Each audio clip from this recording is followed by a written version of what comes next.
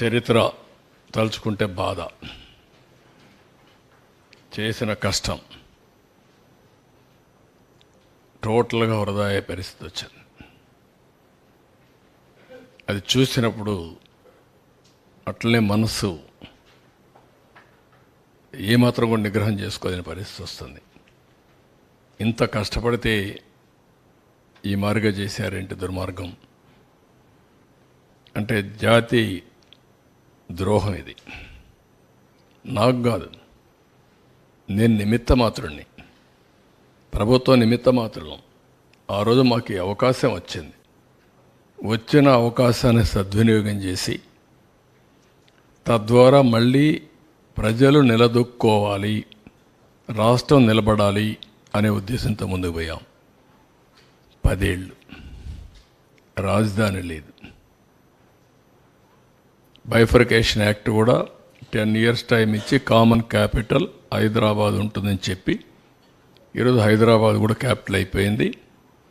మనకు రాజధాని లేని పరిస్థితి వచ్చింది. ఇన్వెస్టర్స్ ప్రపంచం అంతా నమ్మకాన్ని కోల్పోయారు. మేము కష్టపడవచ్చు, కానీ పెట్టుబడి పెట్టడానికి సహకరించడానికి వచ్చే వ్యక్తులు రారు. ఇప్పుడు సింగపూర్ గవర్నమెంట్ వాళ్ళతో మాట్లాడాలి, వస్తారా రారా? అంత ఈజీగా రారు. వాళ్ళ అనుభవం వాళ్ళకు ఉంది. మన కోసం వాళ్ళు డబ్బులు పోగొట్టాల్సిన పని లేదు. ఇలాంటి రాష్ట్రాలు, ఇలాంటి దేశాలు కొన్ని వందలు ఉన్నాయి వాళ్ళకు. ఆ దేశాల్లో చేసుకోగలుగుతారు ఏదైనా హెల్ప్ చేయాలన్నా. మనకే చేయాల్సిన అవసరం లేదు. రెండోది, పెట్టుబడులు పెట్టే వాళ్ళందరికీ ఈరోజు బాగానే ఉంది, మళ్ళా ఈ భూతం ఇక్కడ ఉంటుంది కదా, ఈ దుర్మార్గుడు ఉంటాడు కదా, ఉన్నప్పుడు రేపు కథ ఏంటి, మేము ఎందుకు రిస్క్ చేయాలి మీ రాష్ట్రానికి అనే ఆలోచన ఉంటుంది. ఒక బ్రాండ్ ఇమేజ్ మొత్తం సఫర్ అయిపోయింది. ఎవరిని అడిగినా ఇంకా కూడా ఆలోచిస్తాం, చేస్తాం, అన్నీ బాగానే ఉన్నాయి, మీ ట్రాక్ రికార్డు బాగుంది, మీ రాష్ట్రంలో మళ్ళా నమ్మకం ఏంటి మాకు, మీరు ఎట్లా అష్యూరెన్స్ ఇవ్వగలుగుతారు అని అడిగే పరిస్థితి వచ్చింది. This is the case study. ఒక వ్యక్తి అధికారాన్ని తీసుకుని భావితరాల భవిష్యత్తు నాశనం చేశాడు. ఒక శాపంగా మారాడు. ఏ పాపం చేశారండి ఈ రాష్ట్రంలో ఉండే ప్రజలు? రాజధాని లేదు అని చెప్పుకొని పాపం ఏం చేశారు వీళ్ళు? ఇక్కడుండే వాళ్ళు ఓకే, అవకాశాల కోసం బయట పోతే పర్లేదు, కానీ ఇక్కడ అవకాశాలు లేక బయట పోవాల్సిన కర్మ ఏం పట్టింది? తెలివితేటలు లేవా? ఇక్కడ వనరులు లేవా? ఇక్కడ అవకాశాలు లేవా? ప్రపంచంలో ఉండే ప్రతి ఒక్క వ్యక్తి ఇక్కడికి వచ్చే అవకాశం ఉంది. గోదావరి, కృష్ణ, పుణ్య నదులు ఉన్నాయి, బంగారు పండించే భూములు ఉన్నాయి, రైతాంగం ఉన్నారు. Andhra Pradesh rice bowl of India, దేశానికి అన్నం పెట్టిన రాష్ట్రం ఇది. తీర ప్రాంతం భారతదేశంలో నెంబర్ 1 ఇది.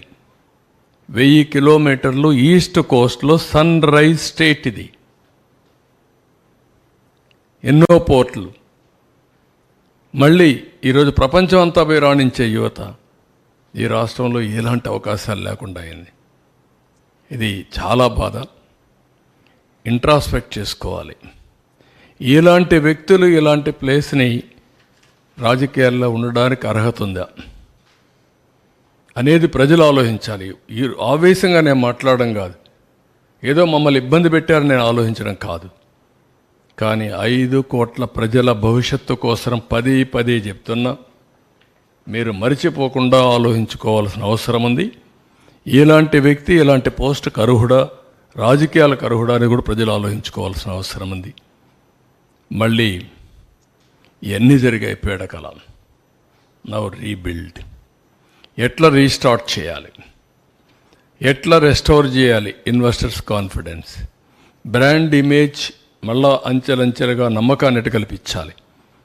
Vision to create a world class capital which Boost the image of the state and improves the confidence of the people. మళ్ళీ ప్రజలకు నమ్మకం రావాలి, మళ్ళీ రాష్ట్రం నిలబడాలి. ఇది ఒక ఎగ్జాంపుల్గా ఇక్కడి నుంచే, ఎక్కడైతే బూడిద చేసిన ఈ ప్రాంతం నుంచే మళ్ళా బంగారు భవిష్యత్తుకి నాందు పలకాలి. అది డెఫినెట్గా జరగాల్సిన అవసరం ఉంది. నెక్స్ట్, రాజధాని అమరావతి ఏ ఒక్కరి రాజధాని కాదు, ఏ ఒక్కరి కోసరం కాదు. అందుకే డే 1 ప్రజా రాజధాని అని పేరు పెట్టాం. ఉపాధి కల్పన, సంపద సృష్టి, పేదరిక నిర్మూలన, 26 జిల్లాల అభివృద్ధికి ఆదాయ వనరు మన అమరావతిగా ఉండాలి. 175 నియోజకవర్గాల యువతకు ఉద్యోగాలు కల్పించే కల్పవల్లి అమరావతిగా ఉండాలి. ప్రతి పంచాయతీ సంక్షేమానికి నిక్షేపం మన ప్రజా రాజధాని. ప్రతి తెలుగు బిడ్డ ప్రపంచంలో ఎక్కడున్నా గర్వపడే విధంగా ఉండాలి.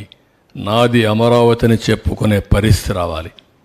అందుకే డెవలప్ అమరావతి, గ్రో ఏపీ, దానికోసమే ఇప్పుడు ప్రణాళికలు తయారు చేసుకుంటున్నాం. కొత్తగా తయారు చేసేది ఏమీ లేదు. పాతగా తయారు చేసినటువంటి ఏవైతే విజన్ డాక్యుమెంట్ ఉందో, మాస్టర్ ప్లాన్ ఉందో, దాన్ని చేస్తూనే ఇంకా ఏదైనా ఇంప్రూవ్డ్ వర్షన్స్ వస్తాయో కూడా తీసుకొని ముందుకు పోతాం. That is our commitment.